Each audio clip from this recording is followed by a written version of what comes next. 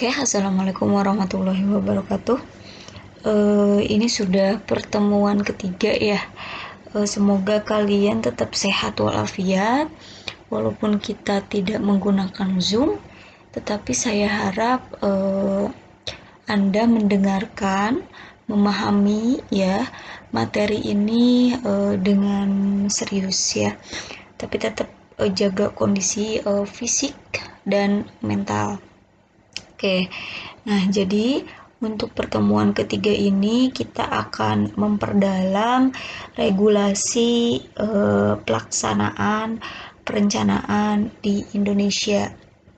Kalau di sini ini ada regulasinya terkait yang pertama itu ada undang-undang ya SPPN, Sistem Perencanaan Pembangunan Nasional. Terus ada juga Kemendagri. Nah, kalau Kemendagri ini berbicara terkait tata cara, pedoman, ya, pelaksanaan, perencanaan ya, pembangunan di daerah. Jadi tata caranya seperti apa itu adanya di Permendagri. Oke, sebelum kita masuk ke dokumen rencana ya, kita harus tahu dulu sifat perencanaan. Karena ketika kita berbicara perencanaan pembangunan, itu kan terkaitnya dengan dokumen rencana. Nah, dokumen rencana ini dia terkait dengan sifat perencanaan seperti itu. Nah, seperti apa? Nah, dari sekian banyak ya, saya hanya akan menjelaskan yaitu sifat perencanaan dari segi ruang lingkup, tujuan dan sasarannya, terus dari bentuknya ya, terus dari jangkauan hierarkinya dan jangka waktunya. Oke. Yang pertama, ruang lingkup. Berarti ketika berbicara ruang lingkup itu kan berbicara ada nasional, ada daerah. Betul nggak? Ada nasional, ada daerah. Ya, ada sektoral dan dia spasial. Sektoral dan spasial itu berarti seperti apa?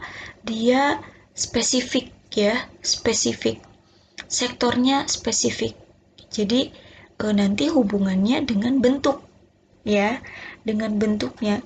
Jadi di sini yang ruang lingkup tujuan dan sasaran ini dia akan berhubungan erat dengan bentuk perencanaan.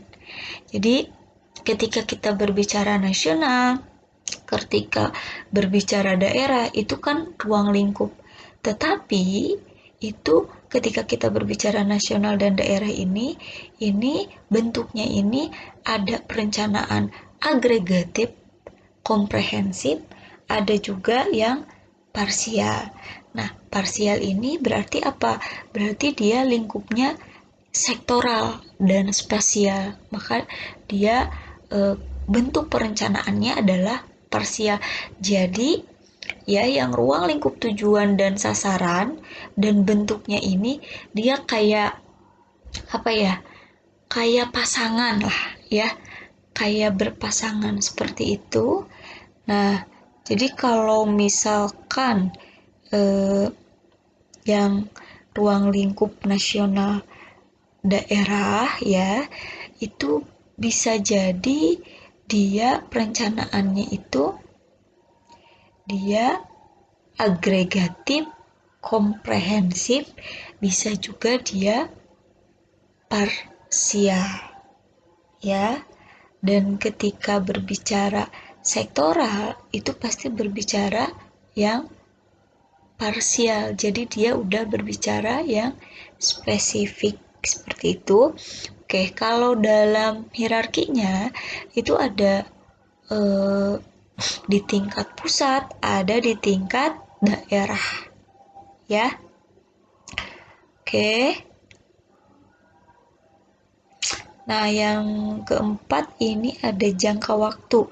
Jadi jangka waktunya itu ada jangka panjang, ada jangka menengah, dan ada jangka pendek. Ya, oke. ya. Jadi sekali lagi ya, di sini dia sifat perencanaan itu berarti ada yang agregatif komprehensif, ada yang sektoral parsial, ya, sektoral parsial. Nah, bagaimana caranya kita membedakan ya yang agregatif, komprehensif, dan dia sektoral parsial. Nah, ini nanti di slide selanjutnya yaitu terkait ruang lingkup perencanaan. Nah, ini ya. Jadi, yang sifat perencanaan yang tadi kita bisa simpulkan ya bahwa ternyata perencanaan itu ada yang bersifat agregatif komprehensif, ada juga yang bersifat sektoral parsial ya. Jadi agregatif komprehensif berarti mencakup seluruh sektor ya, seluruhnya ya. Tapi kalau misalkan yang sektoral parsial itu udah spesifik, berarti membicarakan satu sektor saja. Oke, kita harus ingat bahwa sektor itu kan ada 17 ya, 17 sektor ekonomi ya. Ada pendidikan ya, ada perdagangan ya, seperti itu. Jadi kita harus tahu sektor-sektor ya, 17 sektor, dan ada juga yang spesifik, dia sektornya spesifik disebutkan pendidikan, ekonomi ya. Nah, itu berarti perencanaan yang bersifat sektoral atau parsial. Kalau misalkan seluruh sektor itu namanya agregatif komprehensif. Nah, yang sifat perencanaan yang ini ya, ini berkaitan erat dengan ruang lingkup perencanaan. Nah, kalau yang tadi di sifat perencanaan ada juga jangka waktu, betul nggak? Jadi, sifat perencanaan dilihat dari jangka waktu, itu ada yang jangka panjang, jangka menengah, dan ada juga yang jangka pendek. Oke. Nah, kalau yang jangka panjang itu berarti dia 20 tahunan ya. Kalau jangka menengah merupakan dokumen rencana yang dijabarkan dalam jangka waktu 5 tahunan. Jadi yang 20 tahun itu dijabarkan lagi ya ke dokumen rencana yang 5 tahunan. Maka yang 5 tahunan ini disebutnya dokumen rencana jangka menengah. Ya. Nah, yang jangka menengah ini diturunkan atau dijabarkan ke dokumen rencana jangka pendek, yaitu yang sifatnya itu tahunan ya. Jadi yang 5 tahun ini nanti dijabarkan lagi per tahunnya itu kayak gimana, apa saja rencananya ya. Jadi berdasarkan jangka waktunya itu ada 3, itu jangka panjang, jangka menengah atau 5 tahunan, dan ada juga jangka pendek yaitu 1 tahunan. Cuman ya di sini dia ada yang sifatnya nasional ya. Berarti ini hierarki ruang lingkupnya ya. Ruang lingkup ya. Berarti ada yang nasional, ada juga yang dia ruang lingkupnya daerah. Oke, kalau dilihat di sini ya, kalau ruang lingkup nasional untuk jangka waktunya yang panjang yaitu yang 20 tahunan, ini nama dokumen rencananya ini namanya adalah Rencana Pembangunan Jangka Panjang Nasional atau disingkat RPJPN. Ya. Nah, RPJPN ini dia akan dijabarkan dalam dokumen rencana jangka menengah, yakni dokumen rencana yang 5 tahunan ya, yang 5 tahunan. Atau disebutnya ini adalah rencana pembangunan jangka menengah nasional, ya, atau dia disingkatnya RPJMN. RPJMN, oke. Nah, oke. Di sini kalau kalian lihat ya, ini ada yang dia rencana strategis, ya. Ada yang disebut rencana strategis kementerian atau lembaga, dan ada juga yang disebut rencana kerja kementerian atau lembaga, ya. Nah, oke. Jadi, ya, tadi kan kita level nasional itu ada yang jangka panjang atau disebut RPJPN, ada juga jangka menengah yaitu RPJMN, ada juga jangka pendek. Ya, kalau jangka pendek disebutnya rencana kerja pemerintah. Oke. Nah, kalau ruang lingkup daerah itu sama, ada jangka panjang, jangka menengah, dan ada jangka pendek. Nah, sama juga kalau yang daerah itu memiliki jangka panjang, dokumen jangka panjang, yaitu yang 20 tahunan, yang disebutnya adalah Rencana Pembangunan Jangka Panjang Daerah, kalau disingkat menjadi RPJPD. Nah, kalau yang menengahnya, jangka menengahnya atau yang 5 tahunannya itu disebutnya Rencana Pembangunan Jangka Menengah Daerah, ya. Nah, kalau yang tahunannya itu disebutnya Rencana Kerja Pemerintah Daerah atau RKPD. Nah, sekarang kita lihat kalau kalian ngeh ya, di sini 5 tahunnya ada 2, benar nggak? 1 tahunannya juga ada 2. Nah, di sini ada yang disebutnya rencana strategis kementerian atau lembaga untuk ruang lingkup nasional, dan untuk ruang lingkup daerahnya disebut rencana strategis satuan kerja perangkat daerah. Ya. Nah, rencana strategis ini biasanya kita singkat ya dengan Renstra. Sekali lagi, untuk rencana strategis ya ini kita bisa singkat yaitu dengan sebutan Renstra. Nah, kalau di level nasional itu biasanya Renstra KL. KL ini singkatan dari kementerian atau lembaga. Kalau di daerah itu ada yang namanya Satuan Kerja Perangkat Daerah, ya. Jadi disingkatnya SKPD, ya. Maka di sini ya disingkatnya adalah Rencana Renstra SKPD.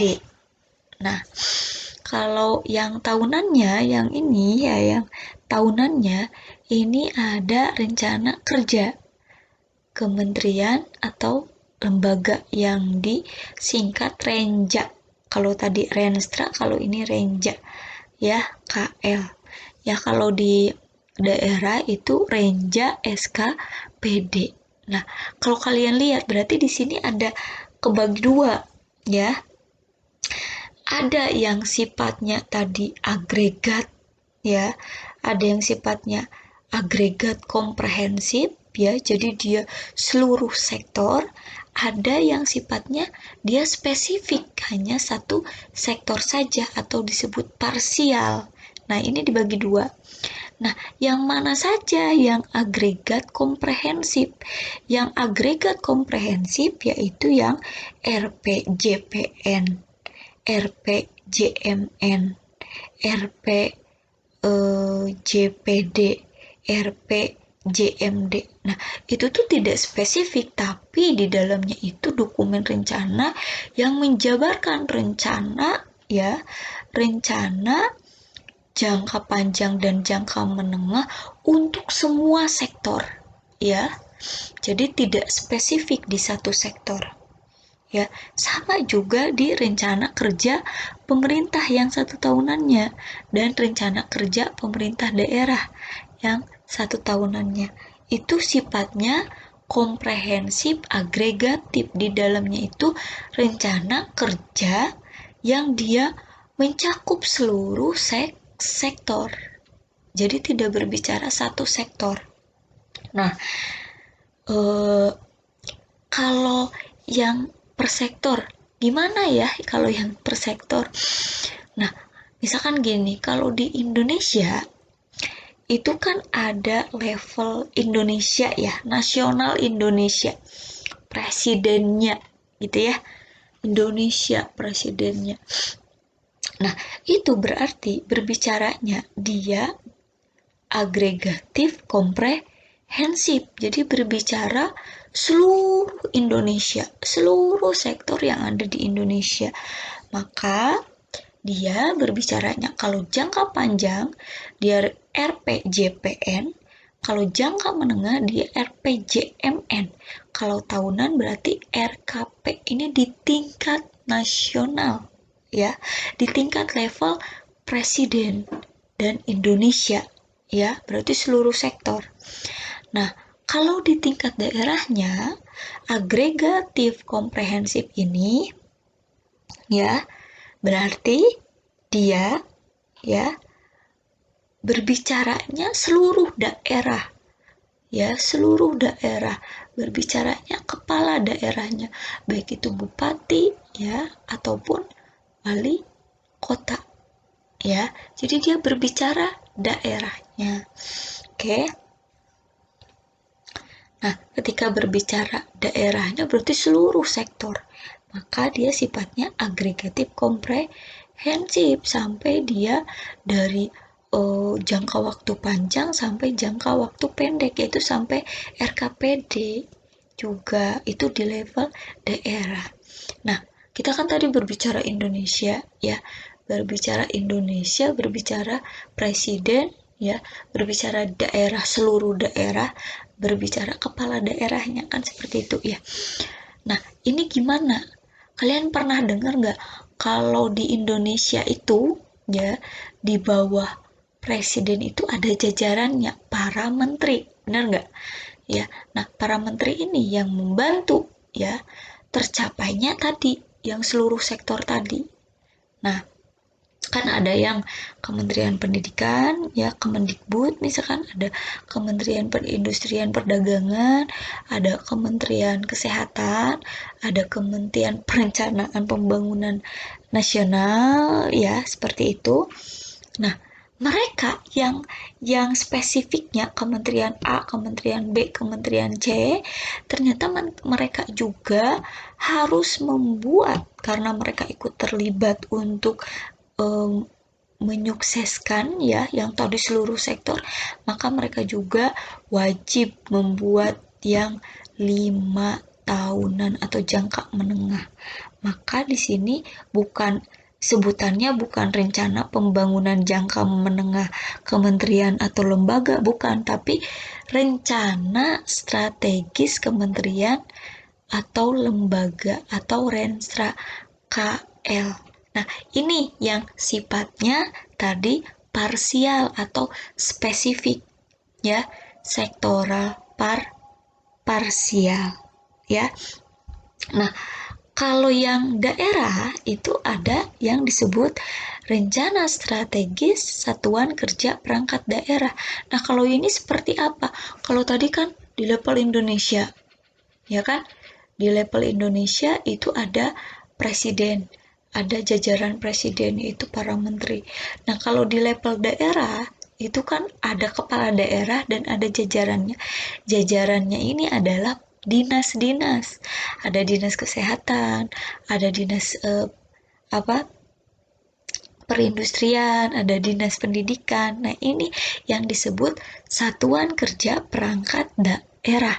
Nah, si satuan kerja perangkat daerah karena ikut menyukseskan ya seluruh sektor ya, rencana seluruh sektor, pembangunan seluruh sektor di daerah, maka dia juga wajib membuat rencana, dokumen rencana yang 5 tahunan ini ya, atau disebutnya Renstra SKPD. Nah, yang ini, yang Renstra ini mereka juga perlu penjabaran dalam apa sebetulnya yang spesifik dalam satu tahunannya, kegiatan apa yang harus kita lakukan supaya yang 5 tahunan ini berhasil.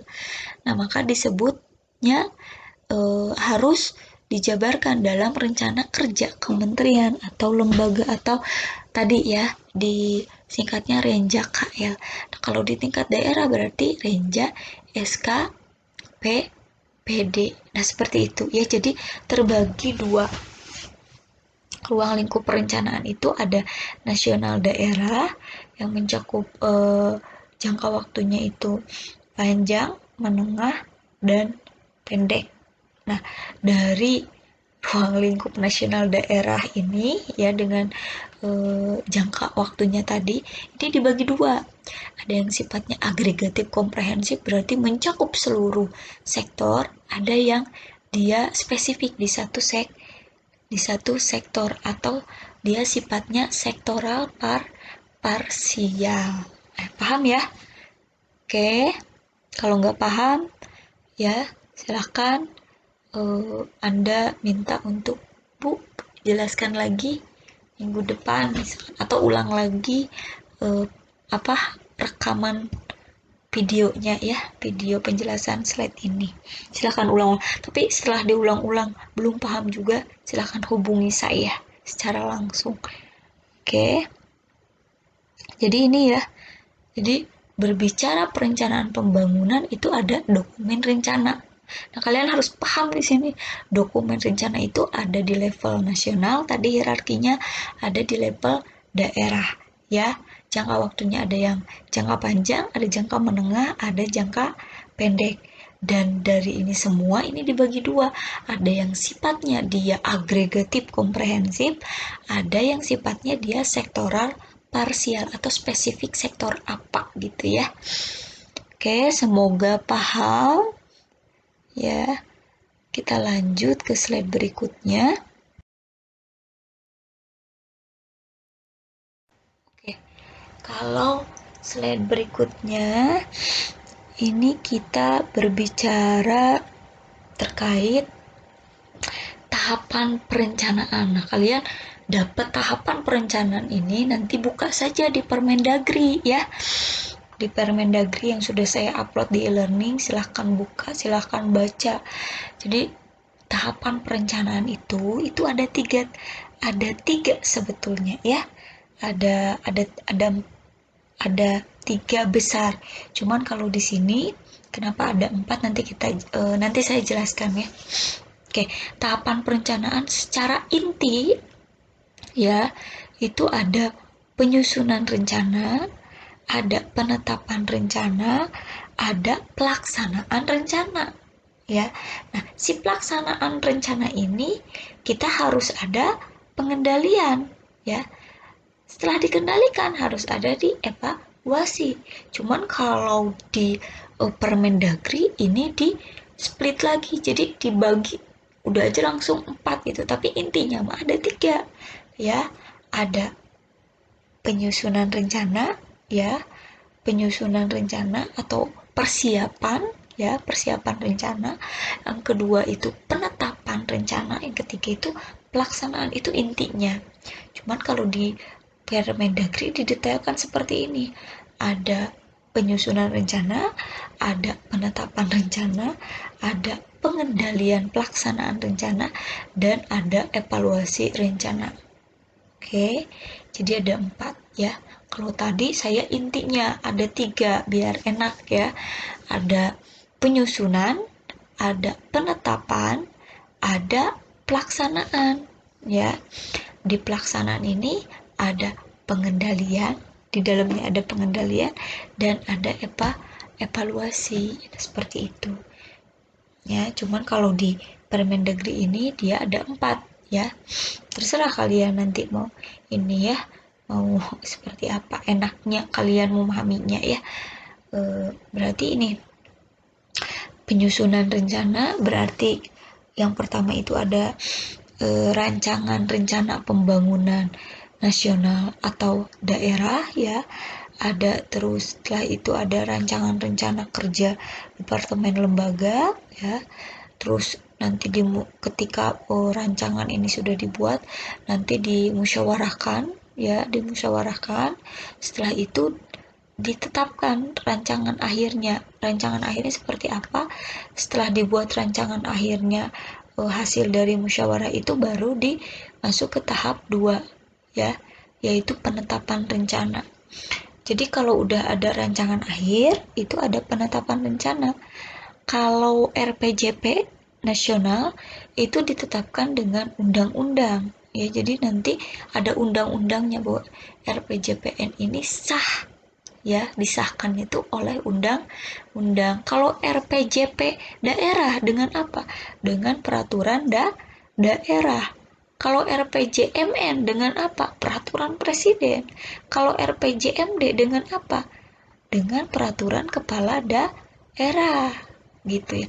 Bu, kenapa ya kalau misalkan RPJP itu harus undang-undang, RPJPD itu harus peraturan daerah? Kenapa kalau RPJMN itu ditetapkannya oleh peraturan presiden, oleh kepala negara? Benar nggak? Kalau RPJMN oleh kepala daerah, kenapa? Kenapa? Karena RPJMN, RPJMD merupakan cita-cita pemimpin ya. Pemimpinnya kalau misalkan Pak RK sekarang ya, Pak RK ini di provinsi Jawa Barat misalkan. Berarti cita-cita Pak RK itu akan dijabarkan ya di dalam RPJM daerah ya, karena provinsi. Tapi kalau misalkan RPJMN itu berarti cita-cita presiden ya. Kalau RPJP itu cita-cita siapa? Cita-cita seluruh bangsa Indonesia ya. Jadi cita-cita bangsa Indonesia, cita-cita negara Indonesia itu ada tertuang di dalam RPJP ya, nasional ya. Kalau cita-cita seluruh ya, seluruh masyarakat ya provinsi ya, itu cita-citanya di mana? Di RPJPD. Nah, kalau RPJMN itu kan penjabaran dari cita-cita seluruh penduduk ya. Jadi itu dijabarkan tergantung pemimpinnya siapa. Berarti kan satu periode kan 5 tahun. Berarti pemimpinnya siapa? Pemimpinnya misalkan kalau di level nasional sekarang Pak Jokowi ya, berarti Pak Jokowi misalkan sekarang udah 2 periode ya, berarti ada RPJM 5 tahun pertama dan RPJMN 5 tahun kedua, karena presidennya sama. Berarti cita-cita Pak Jokowi jilid pertama ya dan jilid kedua, karena 2 periode kan kalau Pak Jokowi ini gitu. Jadi kebayang ya, kalau RPJP berarti cita-cita seluruh rakyat ya, RPJPD juga sama. Kalau RPJMN dia cita-cita dari pemimpinnya yang sedang menjabat gitu ya.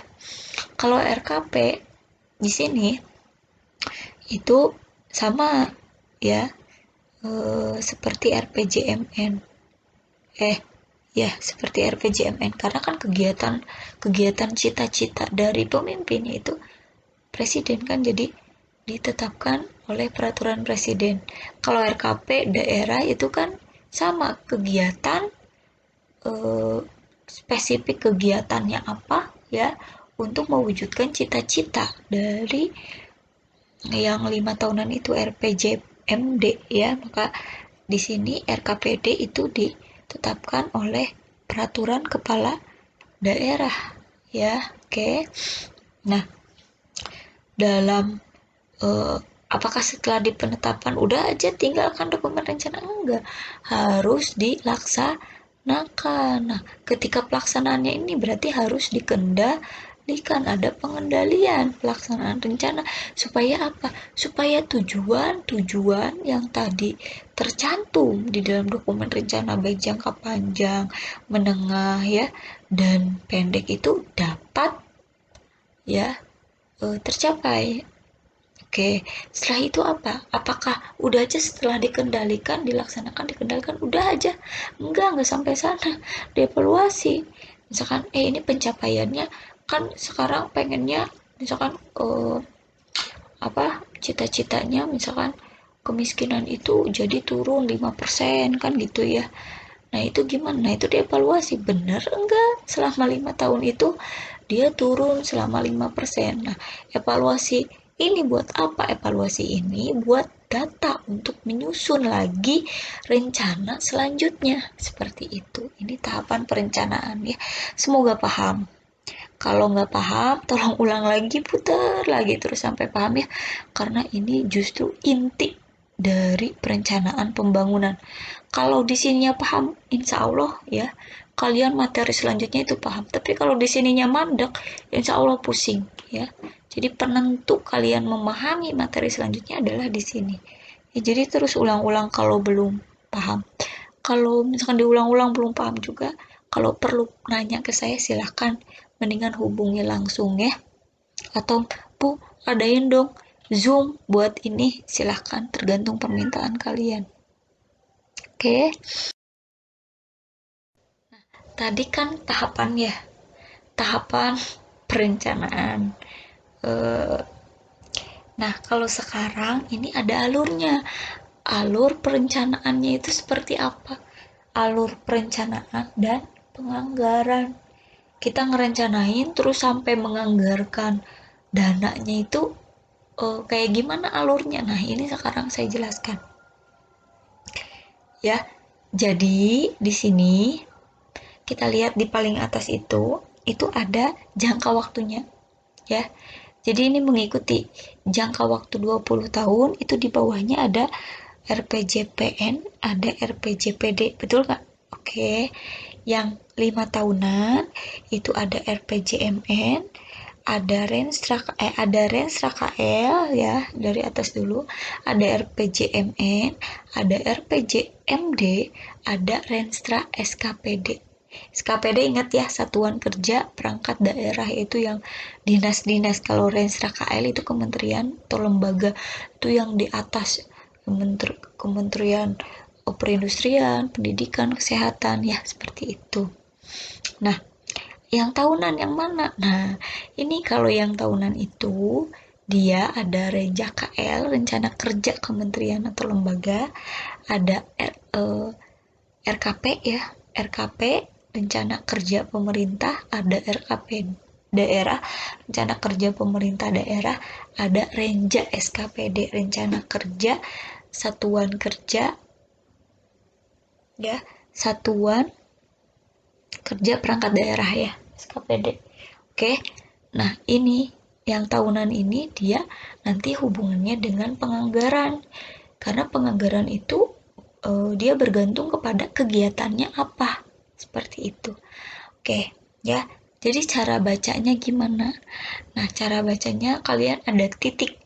Ada titik merah sudah saya tandain ya, di sini ada tanda, itu ada titik merah. Dan di sini ada hierarkinya ya.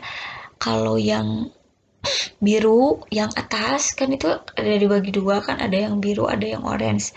Nah kalau yang biru, yang latar backgroundnya biru, itu dia level pusat ya, hierarkinya tuh level pusat, pemerintahan pusat. Kalau yang backgroundnya orange itu pemerintah daerah. Oke, yang atas yang pusat, yang bawah daerah. Nah, kayak gimana bacanya? Nah, sebelum kita baca, saya mau ini dulu, mau menjelaskan ke kalian ya. Harus diingat lagi bahwa sifat perencanaan itu ada dua.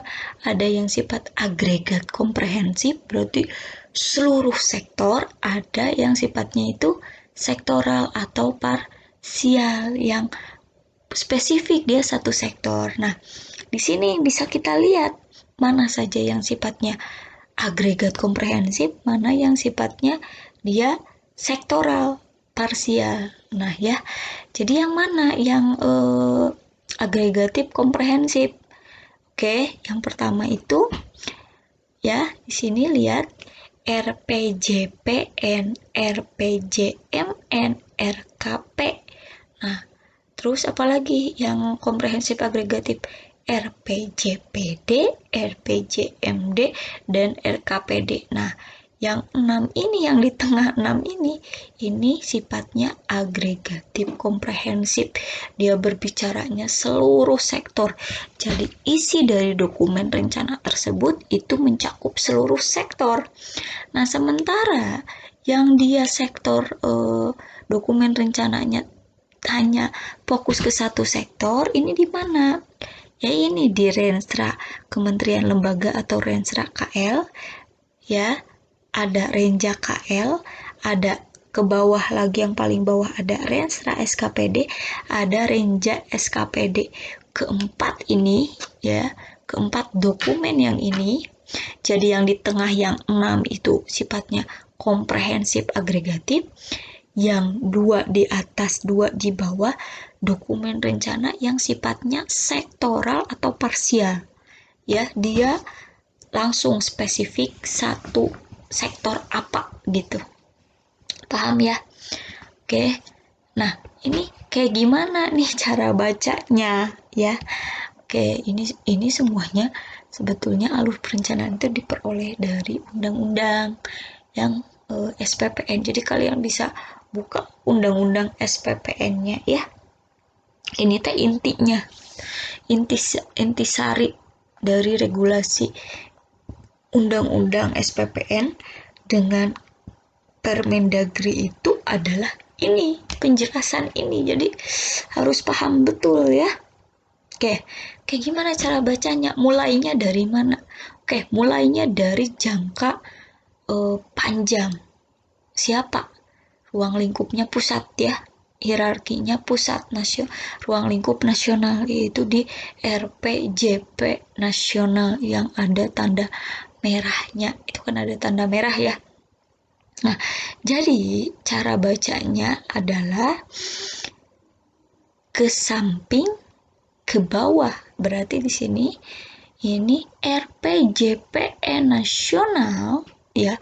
Dokumen ini menjadi pedoman untuk penyusunan dokumen RPJMN yang sifatnya dia 5 tahunan.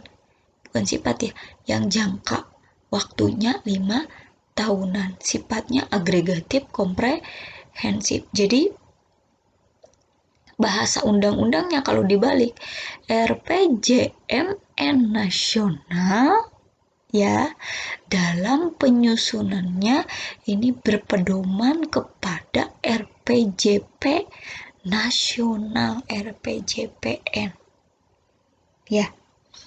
Oke ya, jadi paham ya. Nah, di sini kita kan tadi ke samping. Nah, ke bawahnya kayak gimana? Ke bawahnya ketika kita berbicara dokumen rencana jangka panjang daerah, yaitu RPJPD, berarti dalam penyusunan RPJPD daerah itu harus mengacu kepada RPJPN ya,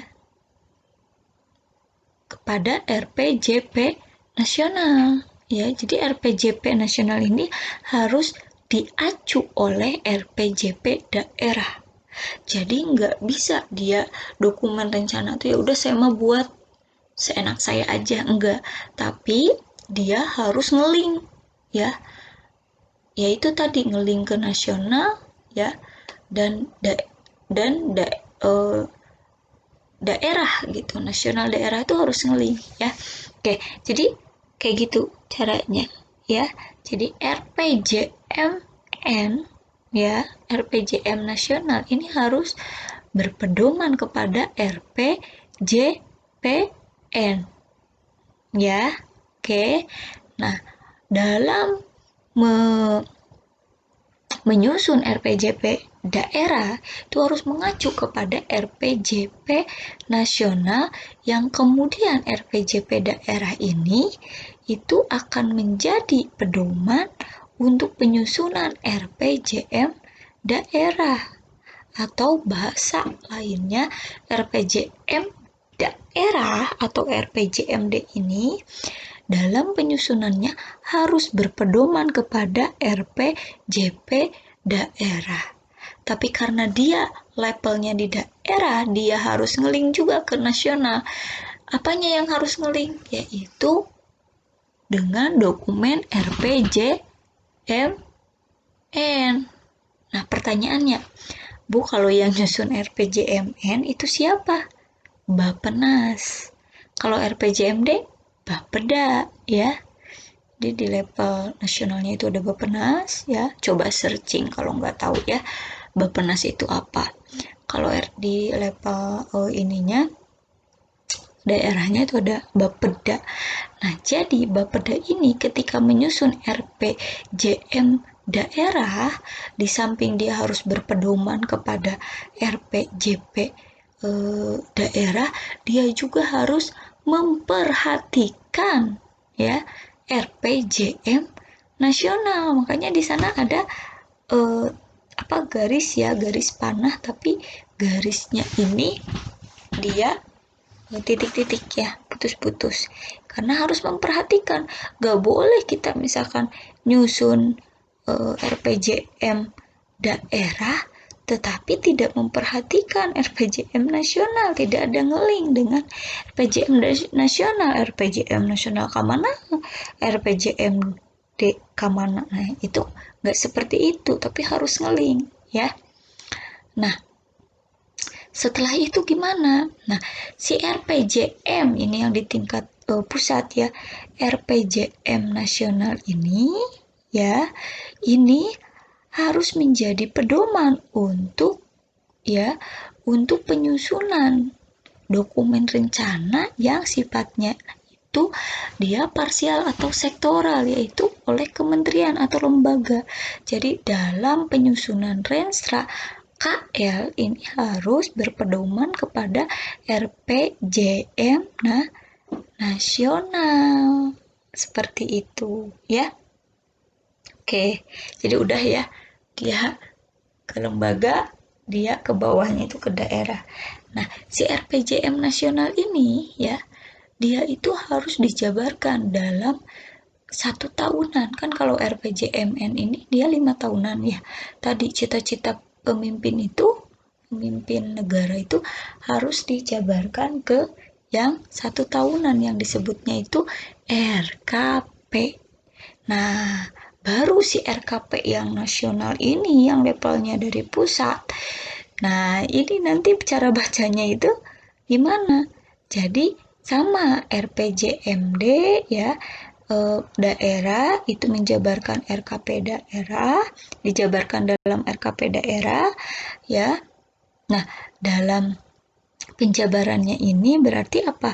RKPD itu nggak bisa seenaknya hanya turunan dari RPJMD saja, tetapi dia juga harus ya diserasikan dengan RKP nasional ya, RKP pusat. Nah, diserasikannya melalui apa? Melalui musrembang. Jadi RKP daerah harus